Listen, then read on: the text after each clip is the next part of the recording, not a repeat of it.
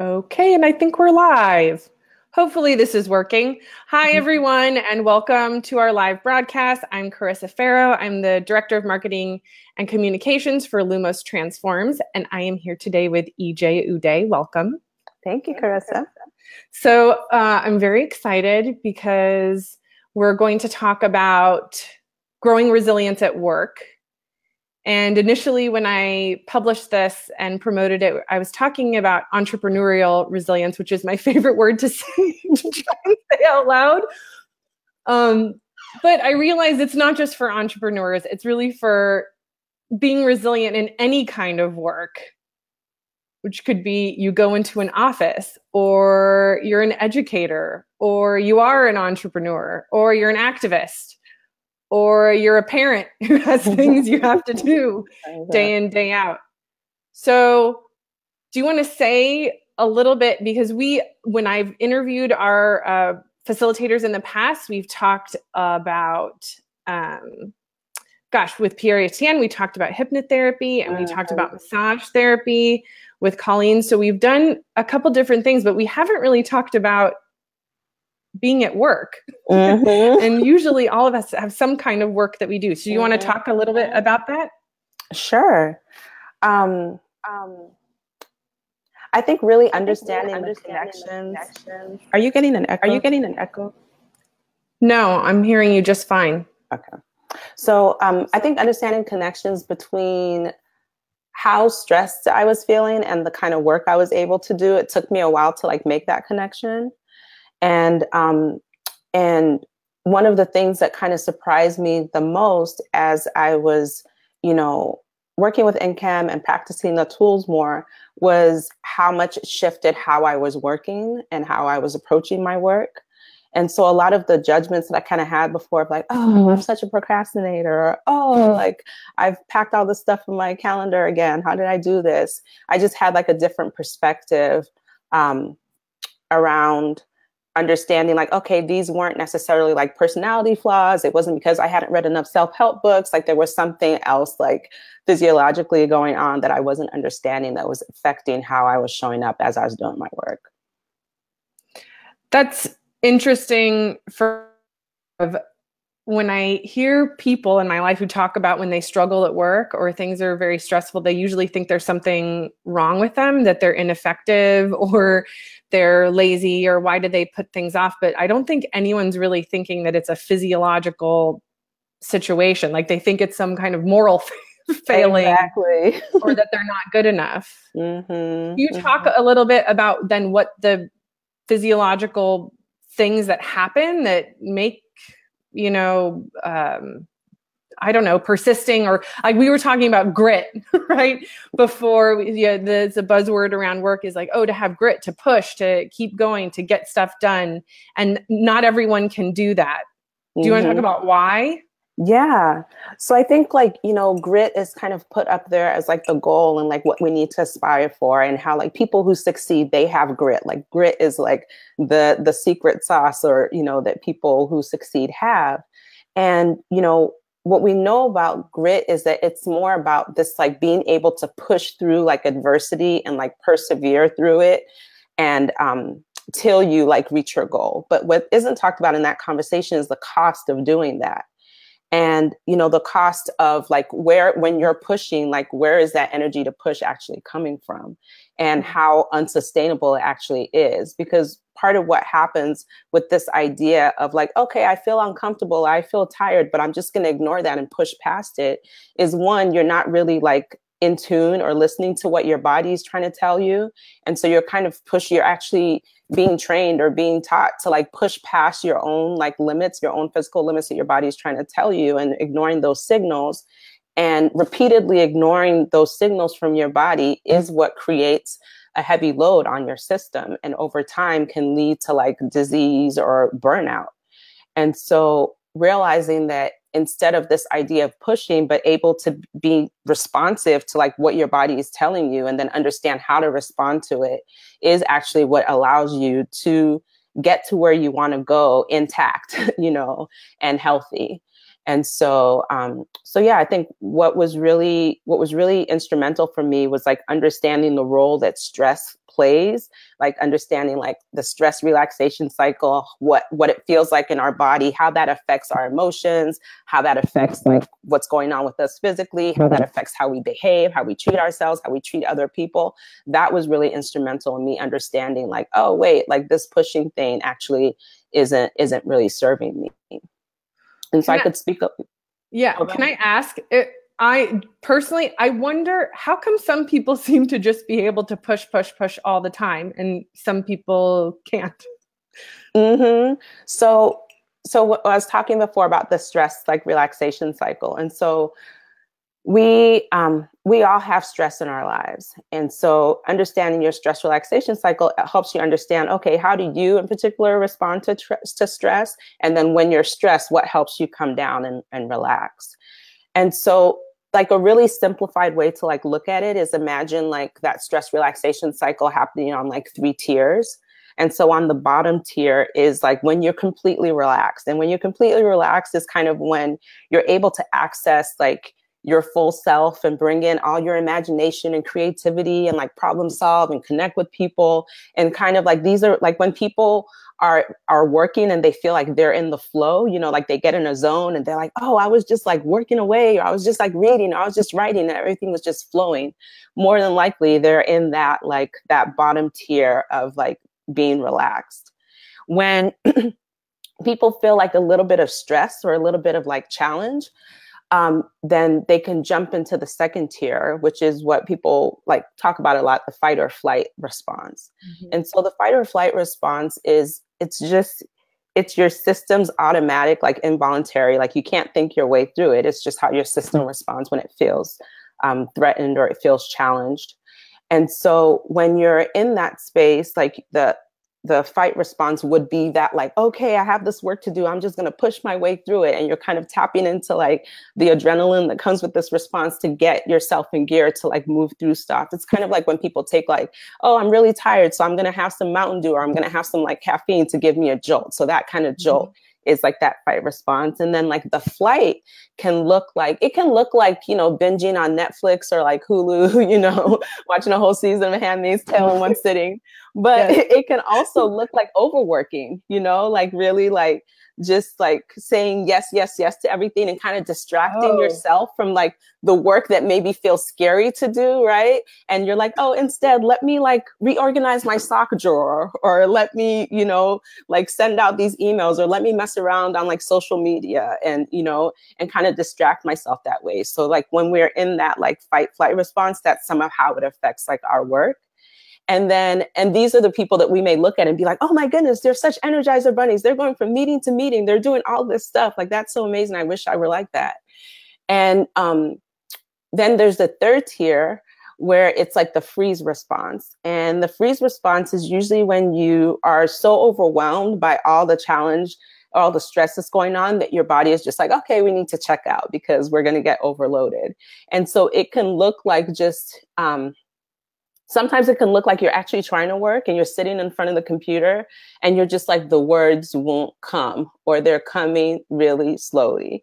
Or it's like, it's the self-talk that happens where you're like, oh, what was I even thinking? Can I really do this? Like that whole like imposter syndrome stuff that can come up where you feel like, I can't do this. Like, this is impossible. You know, like that sense of like complete overwhelm and complete like helplessness and hopelessness and feeling like I actually am not up to the task.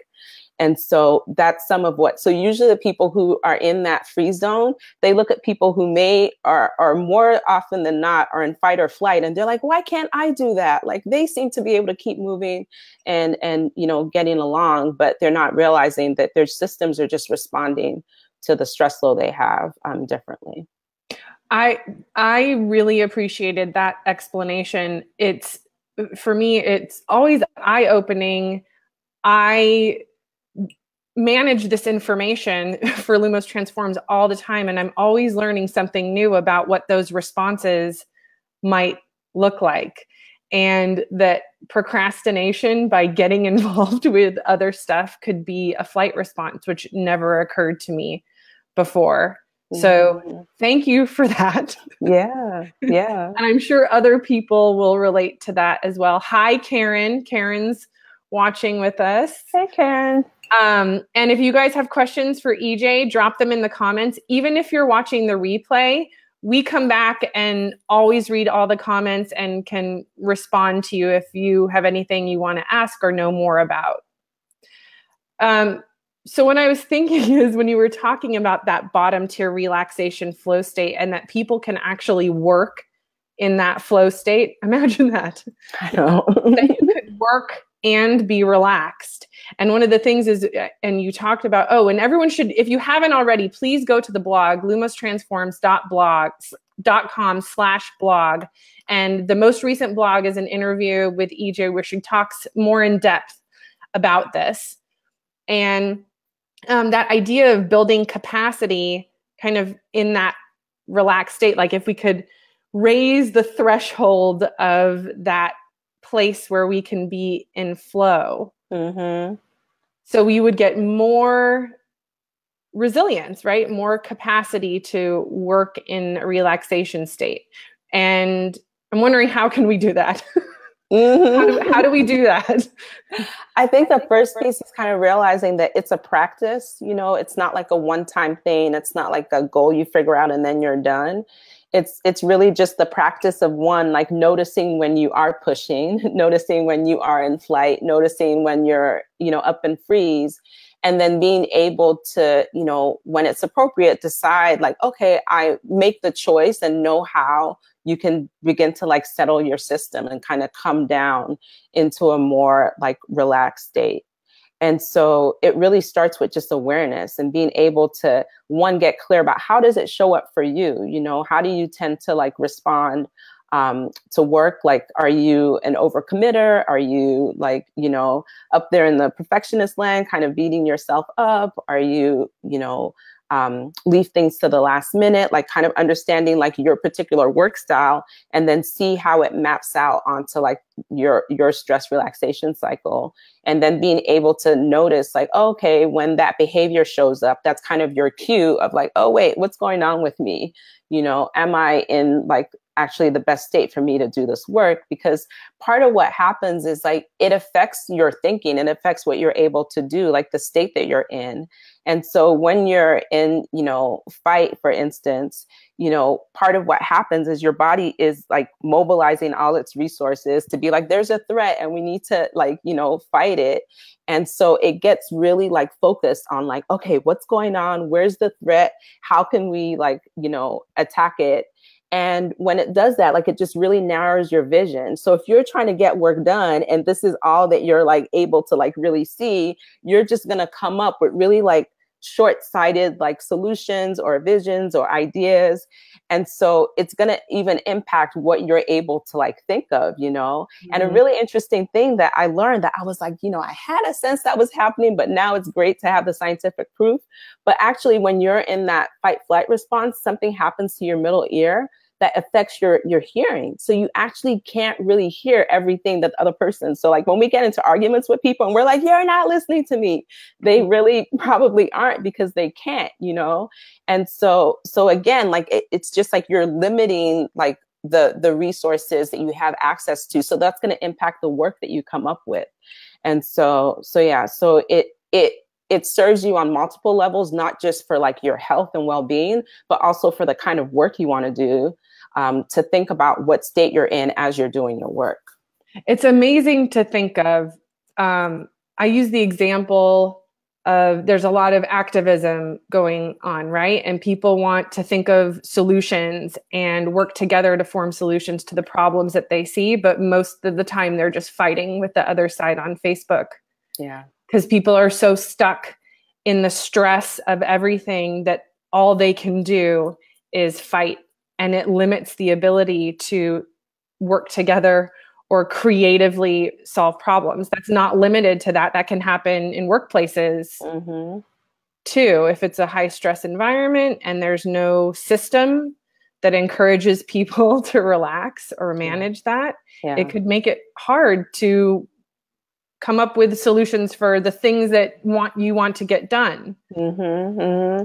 I mean, it's also just thinking about the environment too. It's like a lot of workspaces, it doesn't feel safe to like relax and like settle in, you know, and sometimes it's like put on as like, oh, there's this culture where, yeah, we just work hard. And there's this expectation of like, yeah, you're going to burn out and you may need to like leave the field after a year or two.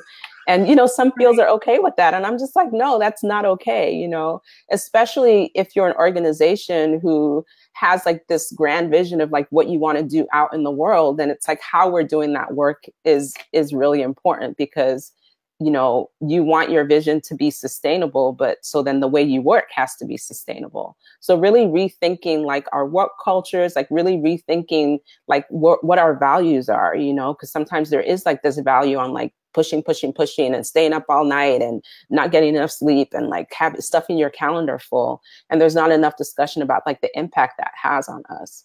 Yeah. And it's so common in fields that are focused on fixing big problems. Yeah. Too, and in service, right? Like I think of the teachers, the nurses, the social workers. The culture of those professions does not encourage rest, relaxation, self-care, and they have high levels of burnout. Yeah. You know, because those people are working with populations that are having problems, you know, and they're so focused on trying to fix the other stuff and no time. And that's, it's ironic that that's the profession that's supposed to be helping is not helping. And part of it too is like, part of it too is like there is this sense of like urgency, you know, especially like lately, and just given the current like administration, like there's this sense of like, oh, wow, like we really need to like have each other's backs. We really need to like change things. And so sometimes that sense of urgency can just like, kind of override the like willingness to like pause and just, you know, look at how we're working and realizing that doing more and pushing actually isn't in service of that. There's actually a term for it. It's called the nonprofit paradox. And there's this consultant who had been, you know, done community work for like over 20 years and then started doing consulting work and just noticed that organization after organization, that they were all kind of facing the same challenges, where they had these visions of how they wanted to change the world or how they wanted to address like, you know, racism or, you know, oppression out in the world. But then internally they were struggling. And it's usually the struggles that organizations are afraid to speak about, you know, out loud in public, because they're afraid of like losing their funding, or they're afraid of like what people are going to like think of them or like judge them. And so they kind of suffer in silence. But what he found was that it was across the board in the nonprofit field, that there was a disconnect between like the visions people had and then the internal like organizational structure. And he found that actually it's not a sign that there's something wrong with the organization. It's actually an inevitable part of the process. So part of what like nonprofits and organizations need to do, whether like you're a teacher or like you're a social worker, part of actually actualizing your vision is being able to work through the stuff that comes up within your internal space as you're working on your vision. And then that in turn is going to inform the work that you do out there. But that's just not the way that our organizations are set up to like look at the internal challenges they're having around like, you know, team dynamics or, you know, lack of engagement of staff or lack of engagement of community members. They kind of see that as like, oh, this is something that we're doing wrong or we're bad. And so they either try to hide it or try to like push to get more numbers without really settling to look and see like, oh, okay, what's going on in our organizational culture? How can we support ourselves and be more sustainable so that we can actually be able to respond, be more responsive to the problems that we're facing, be able to tap into our creativity and really come up with innovative solutions, as opposed to just being reactive and getting into this push fight mode that in the end isn't service. I think this is so powerful, and I'm really glad we got into it. I think the overall goal of Lumos Transforms is transformative resilience. That the ultimate goal is that we are able to change the systems and the structures that are creating stress for people. That's not going to happen overnight. So what do I do right now? Right? Like I am in a work culture that is stressful, or I'm a solopreneur, and so my income's based on only me. So I feel like I have to push. Like what can people do right away? They could take the Resilience Toolkit. Yes, they can take the Resilience Toolkit. And I think like right away, what people are struck by are just immediately how it feels in their body. Like they feel the difference and they realize like, oh, this is something really simple that just took me a minute or took me 30 seconds. And it really helped to like settle my system down. And then it's about, you know, if you work in an organization, it's like realizing like, oh, okay, like the culture here needs to change. And so then bringing in like your ED and your managers to also like go through the process so that they also see the value. And then you can begin to begin to build more organizational support internally for like this culture of like building resilience and being, you know, like prioritizing, like checking in with yourself and taking care of yourself and seeing that as what is going to allow you to like reach your goals or allow you to have the impact you want to have or allow you to make the money you want to make. And, you know, especially when I'm working with like solopreneurs or people who are like, oh, well, all my money is dependent on me. And so I need to like hustle and push to like make money. And then after I've made the money, then I'll rest, you know, then I'll take better care of myself. And so when they really sit and understand like, oh, actually, like me not taking care of myself is actually limiting the resources I'm able to tap into to figure out how to like make money or to figure out how to like have more of an impact. And so making that connection, I think, is really key because it makes you feel like, okay, even though like me prioritizing my self-care isn't taking me away from my goal, it isn't going to slow the process down. If anything, it's going to make it more efficient and make it happen even faster. So it's counterintuitive. And give you more longevity. Yes, you know, exactly. Okay, so everyone, Ije, as you can see, is a wealth of information, and she is also an amazing facilitator. She is also one of the trainers in our certification program for the Resilience Toolkit. She has a session of the Resilience Toolkit coming up locally in Brooklyn. Yeah. Yes. And we just changed the date. So if you were interested in that, it was previously falling over Memorial Day weekend. So we've pushed it back so there's no conflict for that anymore. It's going to be Saturday, June 2nd, June 9th, June 16th at 1:30 at Green Moments in Brooklyn, Green Moments Studio in Brooklyn. Yeah. So 3 Saturdays of learning how to downregulate, learning how to increase that bottom line, that bottom tier of relaxation, which is good for work, but everything else too. So if you guys are watching the replay, please drop us any questions. You can email us at info@lumostransforms.com or EJ@lumostransforms. If for some reason you want to ask me a question, it's Carissa@lumostransforms.com, and we'll get back to you. If you want to register for the toolkit with EJ, go to our website /calendar, and you'll be able to find her class on there to register, plus all the other classes we offer. And I always want to say this, if you have a financial concern, we offer scholarships for every session of the Resilience Toolkit. So if money is a block for you, if it's not realistic for you to spend for the Resilience Toolkit, reach out to us, send us an email, and we do give a few scholarships for each session. So don't let that be a reason that you don't try and take care of yourself. Yes. Anything else you want to add before we wrap up? Well, I was thinking that we could do maybe a short exercise. Yes. So I could run it through with you, and then if anyone is watching, go ahead and join in with us. Sure. And so part of what is like really challenging is like trying to make a decision when you're stressed out. It feels almost impossible, and you either rush to make like a fear-based decision or you feel stuck and you can't make a decision. And so I want to just demonstrate a little bit about like what's happening and why that happens, and just highlight again like the importance of like this stress relaxation work that we're talking about.